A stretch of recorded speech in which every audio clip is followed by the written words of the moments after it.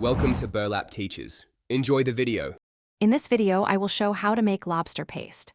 Start by cleaning and reserving lobster shells and meat, then roast shells briefly to deepen flavor.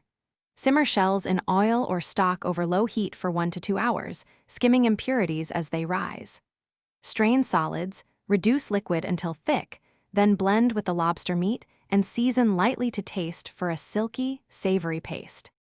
Gather your tools and ingredients before you begin to save time and avoid stress. Choose a heavy skillet or oven tray to roast shells, then a saucepan for gentle simmering, and a blender for emulsifying the final paste. Use airtight jars to store portions in the fridge or freezer for longer life. Keep seasonings minimal so the lobster flavor stays prominent and bright with just a hint of citrus. If you are finding this video helpful, please subscribe and like to support more recipes. It really helps. Quick recommendation.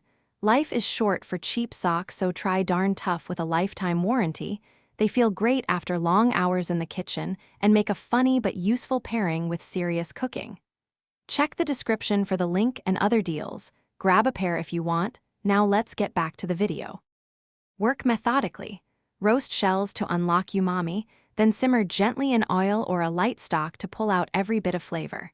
Strain the infused liquid and reduce over low heat until it thickens into a glossy concentrate. Blend this concentrate with the lobster meat and a little butter or oil to achieve a spreadable paste. Taste and adjust seasoning, then cool and store in small jars for convenient use. Thanks for watching. Consider subscribing if this video helped you.